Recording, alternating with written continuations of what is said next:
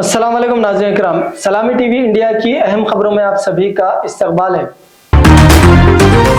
लोकसभा में आज one nation one election यानी एक मुल्क एक चुनाव के मसले पर जबरदस्त सरगर्मियां देखी गई।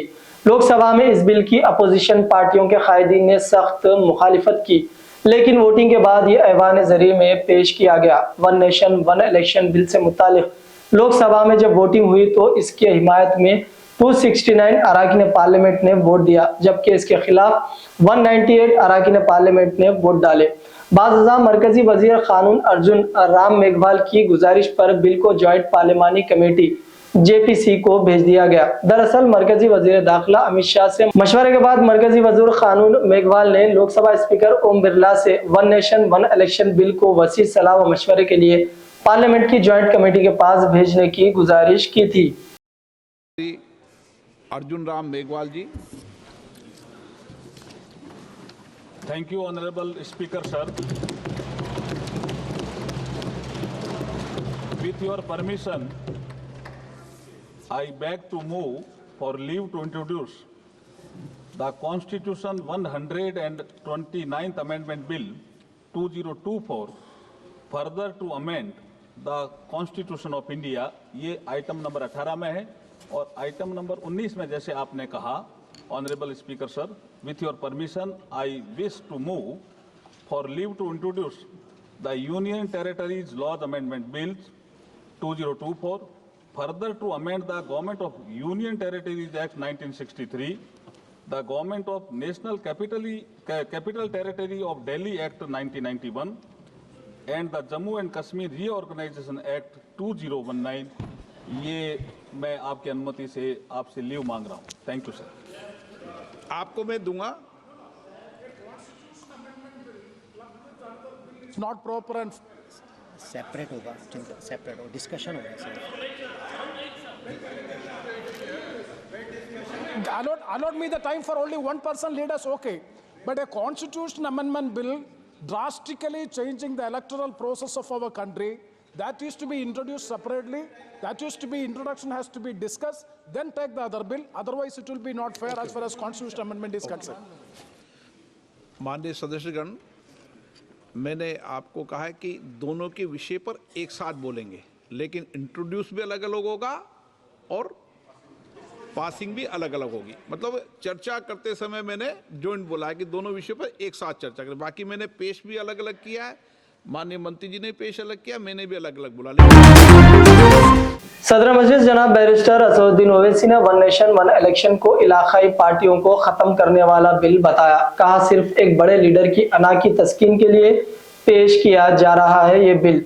हैदराबाद के MP व सदर कुल हिंद मजलिस इत्तेहादुल मुस्लिमीन ने कहा है कि ये बिल सियासी फायदे और सहूलत को फरोग देने के लिए है। इस बिल से इलाकाई पार्टियां खत्म हो जाएंगी, इसलिए मैं इस बिल की मुखालिफत करता हूँ।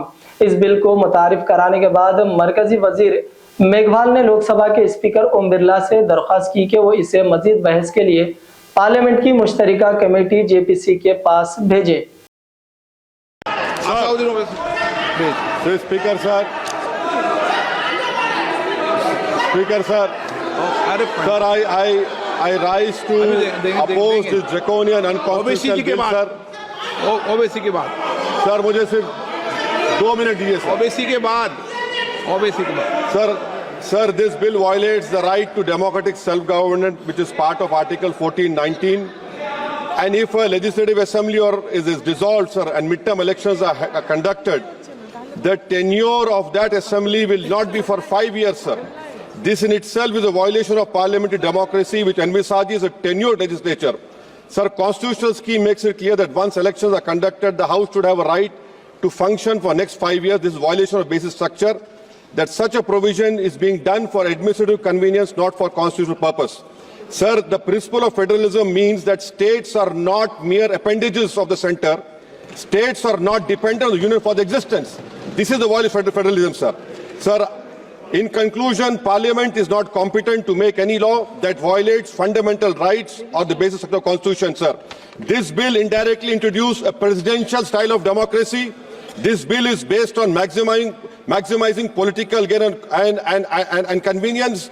This bill will finish off regional parties. This bill is only brought in to massage the ego of the supreme leader. Thank you, sir. I oppose this bill. Lok Sabha में आज एक मुल्क एक इंतखाबात का तरमीमी बिल पेश कर दिया गया। मरकजी वजीर कानून अर्जुन राम मेघवाल ने इसे पेश किया। बीजेपी का दावा है कि इस बिल से मुल्क की तेज रफ्तार तरक्की होगी, क्योंकि बार बार इंतखाब होने से निजाम बिगड़ता है। बीजेपी ने इस सिलसिले में अपने अराकीन पार्लियामेंट को व्हिप जारी किया था। अपोजिशन ने एक मुल्क एक इंतखाब का तरमीमी बिल पेश किए जाने के दौरान जबरदस्त एहतजाज किया। अहम अपोजिशन जमात कांग्रेस ने कहा है कि यह आइन की बुनियादी ढांचे के खिलाफ है। कांग्रेस के एमपी मनीष तिवारी ने एक मुल्क एक इंतखाब से मुतालिक हुकूमत के बिल पर एतराज जाहिर करते हुए लोकसभा में कहा कि यह आइन की बुनियादी ढांचे पर हमला करता है और इससे ऐवान के कानून साजी के दायरा इख्तियार से बाहर है, इसलिए इसे वापस लिया जाना चाहिए। That the tenures of the state legislatures can be made subject to the tenure of the national legislature. That is completely an antithesis of the constitutional scheme. There is absolutely no way under the Indian constitutional scheme where the states are separate constituents and equal constituents, the term of the state legislatures can be made subject to the term of the national legislature. And my final point, Mr. Speaker, sir, India is a union of states. Article 1 of the Constitution states that India is a union of states and not vice versa. And so therefore, this excessive centralism, which is sought to be brought into existence by this bill, absolutely militates against the constitutional scheme in its essence, in its entirety, and in its very object. And therefore, Mr. Speaker, sir, I would once again like to urge this House that the introduction of the bill and the consideration of the bill, because of the basic structure doctrine enunciated by the Supreme Court in the case of Nand Bharti case, is beyond the legislative competence of this House, and therefore this bill needs to be withdrawn immediately. Majlis-e-Ittehadul मुस्लिमीन के कारवान के MLA Kausar Mohiuddin ने assembly में एक अहम मुद्दा उठाया। जी हां, सफेद राशन कार्ड। सफेद राशन कार्ड आजकल हर एक की सहूलत के लिए और काफी सालों से राशन कार्ड फराहम न किया जाने की वजह से बहुत ही सारी दुश्वारियों का सामना करना पड़ रहा है, जिससे असेंबली में आज कौसर मोहिउद्दीन ने इस मसले को, इस मुद्दे को उठाया। जी हां, सफेद राशन कार्ड के मसले पर मजलिस-ए-इत्तेहादुल मुस्लिमीन के एमएलए कौसर मोहिउद्दीन ने असेंबली में सवालात किए।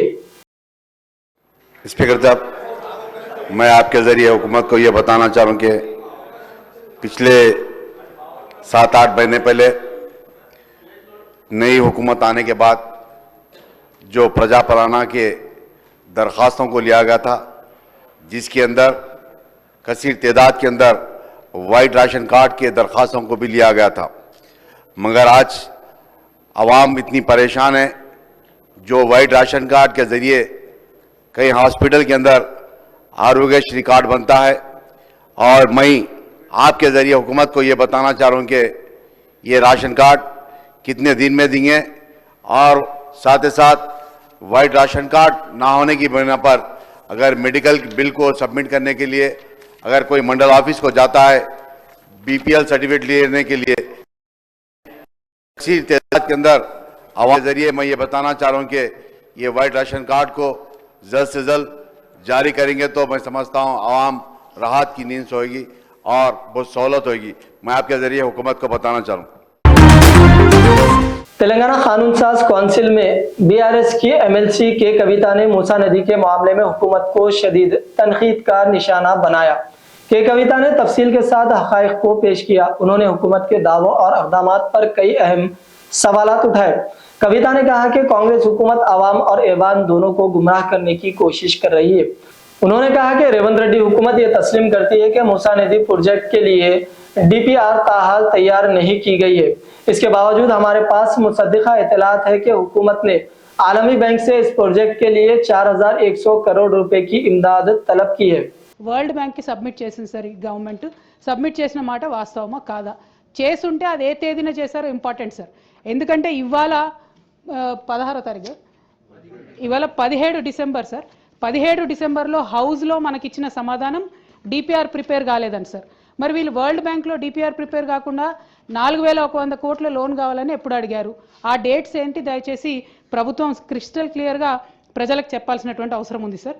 అట్లానే MRDCL అనేటటువంటి కన్సార్టియంని ఆన్బోర్డ్ చేసుకున్నాము, ఇంకా కూడా మేము డిపిఆర్ ప్రిపరేషన్ చేస్తూ ఉన్నామని చెప్తా ఉన్నారు సార్. నిన్నగాక మొన్న మనం గౌరవ ముఖ్యమంత్రి గారిని చూసినాం సార్. వారు ఢిల్లీకి వెళ్ళి అక్కడ కేంద్ర మంత్రి కిషన్ రెడ్డి గారిని కలిసి 14,000 కోట్ల రూపాయలు మాకు మూసీ అభివృద్ధికి కావాలని చెప్పి అడగడం జరిగింది సార్. మరి అది ఏ ప్రాతిపదికన అడిగినారు? మీకు డిపిఆర్ లేకపోతే మూసీ దగ్గర మీరు 14,000 కోట్లు ఏం ప్రాజెక్టుల కోసం అడిగినారు, ఎందుకోసం అడిగినారు? మరి ఒకవేళ అవి రెండు వాస్తవం అయితే సీఎం గారు 14,000 కోట్లు అడగడం, అట్లానే వరల్డ్ బ్యాంకుకి మీరు అడగడం వాస్తవం అయితే మరి ఇక్కడ మమ్మల్ని తప్పుదోవ పట్టిస్తున్నారా? సభ సాక్షిగా మీరు తప్పుడు సమాచారం ప్రజలకు సభ్యులకు ఇస్తున్నారా? ఇట్లా ఇచ్చినట్టయితే అధ్యక్ష మేము మా పార్టీలో కూడా డిస్కషన్ చేసుకుంటాం అధ్యక్ష. ప్రివిలేజ్ మోషన్ కూడా అవసరమైతే ఆలోచన చేసి మూవ్ చేస్తాం అధ్యక్ష. मजलिस इत्तेहादुल मुस्लिमीन के एमएलए बहादुरपुरा मोहम्मद मुबीन ने तेलंगाना असेंबली में खिताब करते हुए हल्का असेंबली बहादुरपुरा में सारो कंपनी से लेकर जू पार्क तक फुट ओवर ब्रिज बनाने का मुतालबा किया। तो आइए सुनते हैं जनाब मोहम्मद मुबीन बहादुरपुरा एमएलए ने क्या मुतालबा किया तेलंगाना असेंबली में। गौरव सभ्युलु मोहम्मद मुबीन गारू बहुत बहुत शुक्रिया स्पीकर साहब।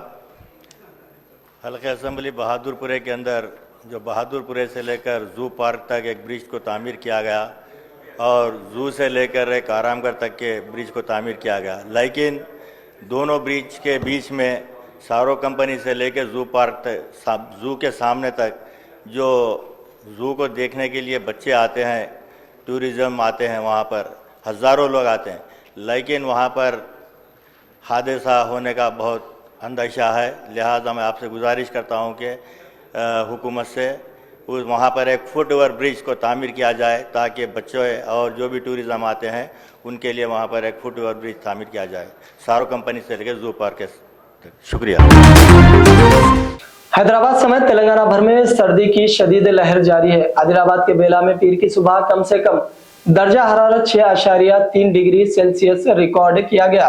हैदराबाद में university of Hyderabad campus Srilingampally मंडल में अकल तरीन दर्जा हरारत 7.1 डिग्री सेल्सियस रिकॉर्ड किया गया, जबकि मौला अली उप्पल मंडल में अकल तरीन दर्जा हरारत 7.2 डिग्री सेल्सियस रिकॉर्ड किया गया। हैदराबाद और इसके मुतसिल अजला बशमूल संगारेड्डी, विकाराबाद, मेडचल, मलकाजिगिरी और रंगारेड्डी अजला शदीद सर्दी की लहर के जेर असर है और कई इलाकों में इतवार की निस्फ शब और पीर के अवाइल में दर्जा हरारत मामूल से कम दर्ज किया गया। BHL में पीर के अवाइल में अकल तरीन दर्जा हरारत 7.4 डिग्री सेल्सियस रिकॉर्ड किया गया। राजेंद्र नगर में अकल तरीन दर्जा हरारत 8.2 डिग्री सेल्सियस तक पहुंच गया। गच्चीबौली में दर्जा हरारत 9.3 डिग्री सेल्सियस पहुंच गया। सिकंदराबाद में पीर के अवाइल में वेस्ट मारटपल्ली में दर्जा हरारत 9.1 डिग्री सेल्सियस दर्ज किया गया, जबकि खुतबुल्लापुर में अकल तरीन दर्जा हरारत 9.9 डिग्री सेल्सियस रिकॉर्ड किया गया है। रियासत के कई अजला में भी शदीद सर्दी की लहर बरकरार है। आदिलाबाद, निर्मल, विकाराबाद, कमरम भीम, आसिफाबाद में दर्जा हरारत 6.3 डिग्री सेल्सियस और 7 डिग्री सेल्सियस के दरमियान रहा। सर्दी की शिद्दत के पेश नजर बुजुर्गों और छोटे बच्चों को डॉक्टरों ने एहतियात बरतने का मशवरा दिया है। शाम के साबिका सदर बशारुल असद का माजुली और वतन छोड़ने के बाद पहला रद्द अमल सामने आया है।